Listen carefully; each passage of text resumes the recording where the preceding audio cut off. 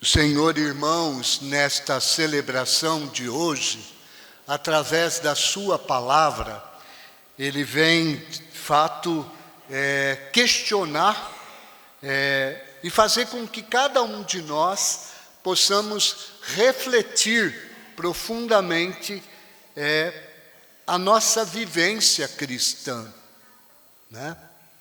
O que é ser cristão? Ser cristão não é simplesmente participar de missas, não é rezar muito terços ou fazer jejuns e tantas coisas. Mas ser cristão é ter o único Deus e só a Ele servir, só a Ele amar. E esse é um desafio muito grande para cada um de nós que estamos aqui dentro desta celebração. Eu não posso dizer que esta palavra que foi proclamada no meio de nós, ela não quer dizer nada para mim. Não, esta palavra é incisiva e ela fala com cada um de nós. E ela exige de cada um de nós atitudes. Enquanto estamos neste tempo, e o que significa estar neste tempo? É o tempo de conversão, é o tempo em que nós, de verdade, somos colocados à prova para ver se amamos a Deus. Muitas vezes falamos da boca para fora que amamos a Deus, que queremos seguir o Senhor. Mas de repente, Deus coloca aquilo que é incisivo na vida de cada um de nós. É bem verdade, irmãos, que todos nós precisamos do dinheiro. E precisamos do dinheiro para quê? Para sobreviver, não é? Porém, nós temos que tomar um cuidado muito grande, porque o dinheiro pode ser também motivo em que nós nos apegamos a ele de uma tal forma, porque ele nos dá uma falsa segurança e podemos achar que tendo dinheiro, eu tenho tudo. E é uma mentira. E de repente eu posso ser escravo do dinheiro. Por isso, hoje, esta palavra de hoje, ela vem questionar cada um de nós. Quando o Senhor coloca esta parábola do administrador desonesto. E por que ele era desonesto? Porque ele estava roubando o seu senhor. Ele foi colocado ali para administrar os bens do seu senhor. Como cada um de nós também temos a nossa vida. E nós sabemos que a vida não nos pertence. A vida é um dom de Deus. Nós somos apenas administradores desse bem, que é a nossa vida.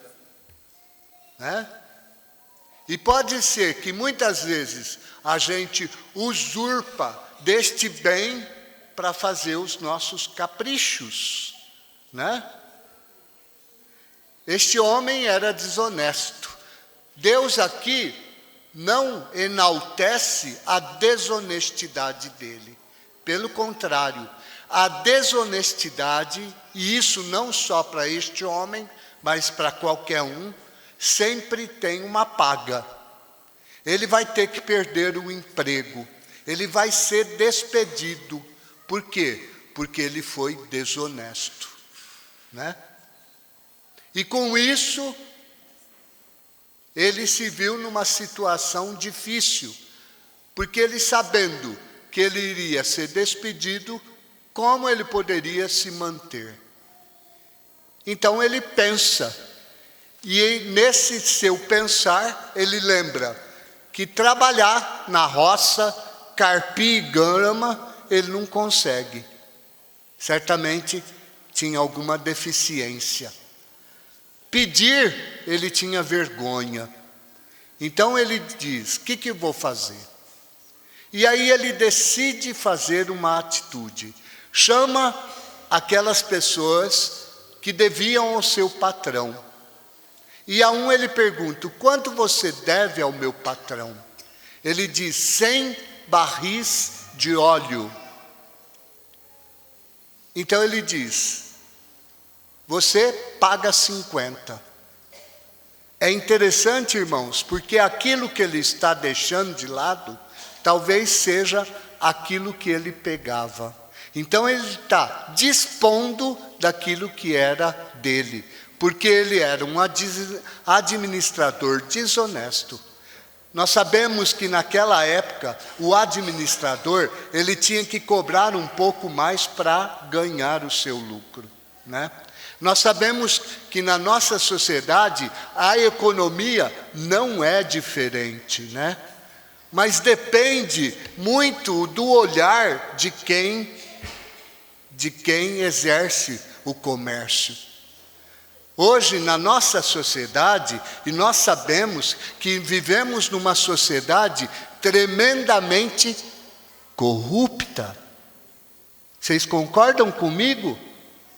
E o que significa uma sociedade corrupta? Uma sociedade que visa o lucro como finalidade absoluta. Como se o ganhar dinheiro seria o melhor.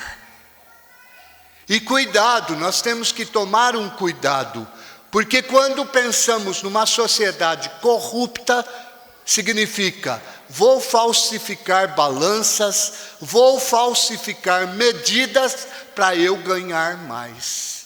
E tem muita gente aí colocando, né, um preço exorbitante num produto. Por quê? Porque ele acredita que o dinheiro é o mais importante. O lucro é o mais importante. E isso pode levar, irmãos, a uma pessoa a um vício muito grande. E esse vício pode levar a pessoa de verdade a se tornar escravo do dinheiro, da mamona. E é interessante porque aqui, quando Amós denuncia a comunidade do povo de Israel, ele denuncia este povo que está rezando, porque eles dizem assim, que não vê a hora de passar o sábado, porque para o judeu o dia do Senhor era o sábado. Para nós é o domingo, mas para eles é o sábado. Por quê? Porque eles visavam o lucro. Então, que religião era essa? Uma religião falsa. Por isso que Deus pega cada um de nós nesse sentido, com a palavra. A palavra é muito importante na nossa vida. Quem é o Deus da tua vida? O Evangelho diz: não podeis servir a dois senhores. Não podeis. Não podeis servir a Deus e ao dinheiro. Deus é incisivo quando Ele diz isto. E isso, irmãos, de qualquer forma, mexe com todos nós que estamos aqui. Com todos. Por isso o Senhor nos convida de verdade, né, a rezarmos, a orarmos, não só pelos nossos governantes, e não só por aqueles que ocupam altos cargos, mas para todos nós. E sabe por quê? Para que de verdade a nossa vida, nós cheguemos ao conhecimento da verdade. E qual é a verdade que deve reger a vida de toda a humanidade e de todos nós? Há um só Deus e um só mediador entre Deus e os homens, o homem Cristo Jesus, que se entregou em resgate por todos. E a aclamação do Evangelho de hoje diz algo que é muito sério, né? E que nos desmonta.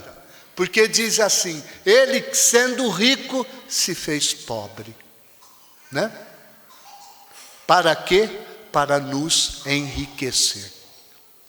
Então esta palavra hoje convida cada um de nós, irmãos, a sermos astutos, a sermos espertos, como este homem, que quando se viu perdido e a ponto de perder tudo, né, não teve medo de renunciar o seu ganho para depois ter alguém que o acolhia. Por isso é interessante o final do Evangelho, que diz assim: quem é fiel no pouco, é fiel no muito. Quem é desonesto no pouco, é desonesto no muito. Também diz assim: se vós não sois fiéis no uso do dinheiro injusto, quem vos confiará o verdadeiro bem? Por isso, a palavra, vem examinar a cada um de nós, e nos convida, irmãos, de verdade, a uma conversão constante, a podermos, de fato, olhar para os irmãos que necessitam. No mundo há muitos pobres. Eu sei que Jesus Cristo disse: pobres sempre tereis. Mas os pobres têm uma finalidade no mundo, para ver de verdade se o nosso coração está apegado ou não. Se existe de fato conversão total na nossa vida. Se servirmos a Deus ou se servirmos ao dinheiro.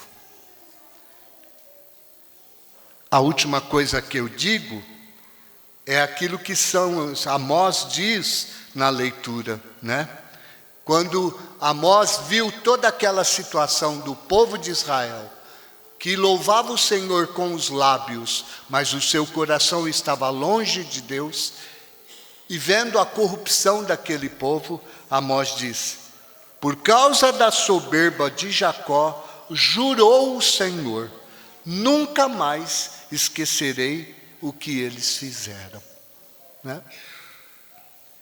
Que isso possa, de fato, nos levar a uma mudança de vida, mudança de atitude, e a nos convertermos sempre, não deixando que o dinheiro seja o Senhor da nossa vida, mas nos provando através deles. Glória ao Pai, ao Filho e ao Espírito Santo.